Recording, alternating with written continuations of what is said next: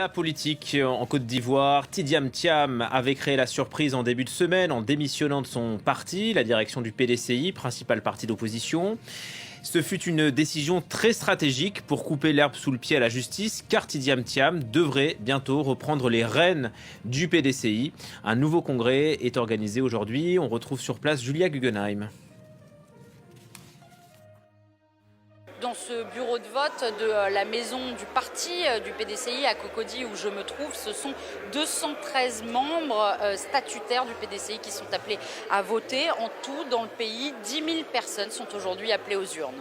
Mais il n'y a aucun suspense puisque Tidiane Thiam est le seul candidat en liste pour cette élection. Il s'agit en réalité d'une formalité pour lui permettre de court-circuiter la justice ivoirienne, poursuivie par une militante dissidente qui lui reproche de ne pas avoir été ivoirien au moment de son élection à la tête du parti en décembre 2023. Il risquait d'être destitué ce jeudi lors d'un procès qui devait se tenir au tribunal de première instance du Plateau. Au lieu d'aller aux armes ou à la violence, eh bien, chercher la voie qui permette de mettre les choses dans l'ordre et donc faire une réélection en bonne et due forme, conformément aux règles qui régissent le parti politique et en même temps aussi la Côte d'Ivoire.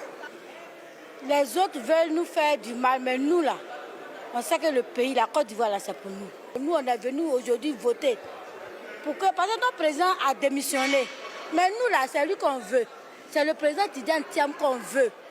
Pour rappel, la justice ivoirienne a déjà statué en défaveur de Tidiane Thiam lorsqu'elle a ordonné sa radiation de la liste électorale le 22 avril dernier, estimant qu'il n'était plus ivoirien depuis qu'il avait été naturalisé français en 1987, mais le ministère de la Justice ivoirien a également affirmé que Tidiane Thiam était redevenu ivoirien au moment où il a abandonné sa nationalité française en mars 2025. Ce congrès devrait donc lui permettre d'être réélu à un moment où sa nationalité n'est plus contestée sur le plan juridique. C'est une première petite victoire certes, mais le candidat reste inéligible. Dans l'intérêt du parti, j'ai donc décidé de remettre entre vos mains, à vous les militants, mon mandat de président du parti.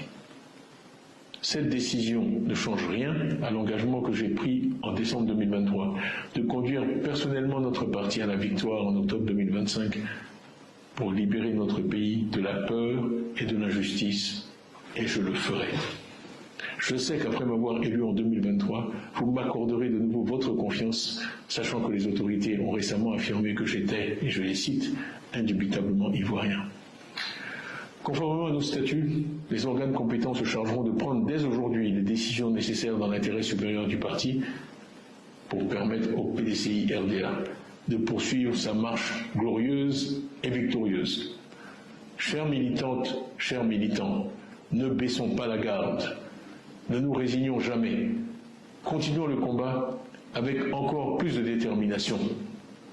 Tous ensemble pour la victoire en octobre 2025, avec une foi inébranlable en notre avenir commun. Que Dieu vous bénisse. Que Dieu bénisse le PDCI RDA. Que Dieu bénisse la Côte d'Ivoire. Je vous remercie pour votre attention.